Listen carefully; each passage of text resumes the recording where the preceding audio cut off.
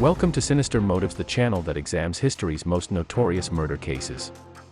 Be sure to hit that subscribe button as we drop videos every week. And make sure to hit the notification bell to stay up to date with the latest stories. Now let's jump right in.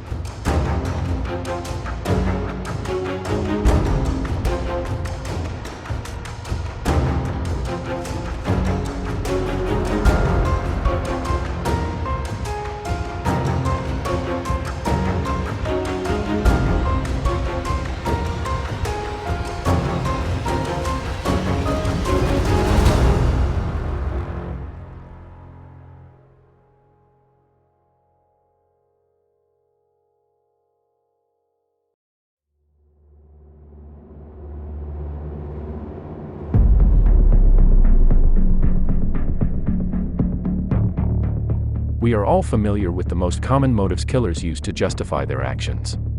Love, anger, jealousy. So what could possibly motivate a nurse to kill? After all, nurses are meant to care for their patients, not accelerate their deaths. James Cullen was born in 1960 in New Jersey. After dropping out of high school, he enrolled in the U.S. Navy, where he served for 6 years. But even from those early days, Charles didn't fit in. He was an odd guy and his fellow soldiers repeatedly bullied and mocked him. Despite the bad treatment, Charles still managed to pass all of the extremely rigorous tests and psych examinations to enable him to be assigned to submarine missions.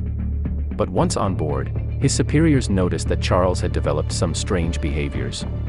One night, when he was found sitting at the submarine missile controls wearing scrubs, gloves and a face mask rather than his uniform, it was as if he was about to go into surgery, and yet at that time, he wasn't a nurse and his role had nothing to do with healthcare. He provided no explanation for this incident and was demoted to a less stressful role. Over the coming months, he attempted suicide and was committed to a Navy psych hospital, and he was later medically discharged from the Navy. It was the first indication of the darkness lurking within Charles. After his military career was over, Charles enrolled in nursing school. To outsiders, it seemed like nursing was his calling. He was the president of his class and he seemed to be liked by his peers. Life was looking good, and soon after graduating, Charles got married and had 2 children. But within a couple of years, his wife began to notice those same strange and disturbing behaviors Charles had had in the Navy. He set fire to the kids' books, spiked a drink with lighter fluid, and left the children with strangers for days at a time. His wife also thought he was harming their pet dogs. She filed a restraining order and filed for divorce. Charles denied doing anything wrong and said his wife was exaggerating to get alimony from him. While all of these actions are certainly terrible, it was nothing compared to what Charles was getting up to at work. It turns out that Charles had a far more sinister motive for becoming a nurse. Since the day he started nursing, Charles systematically preyed on patients in the hospitals where he worked. Instead of caring for them and supporting their medical needs, he injected them with lethal doses of pain relievers or overdosed them on their regular medication. His victims were handed to him on a platter. They were sick and immobile in their hospital beds, and he could easily walk in, tell them he was a nurse, and put drugs into their 4 bags. Then he would stand back and watch them die, some of them peacefully, some of them painfully.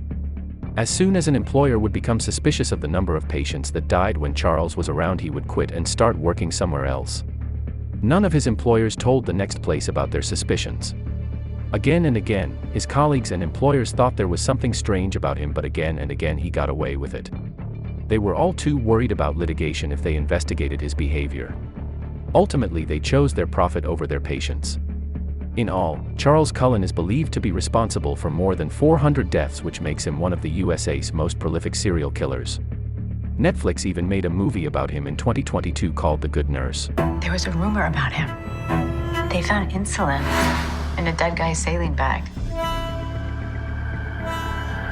The investigation is still ongoing, and we will probably never know exactly how many people Charles killed.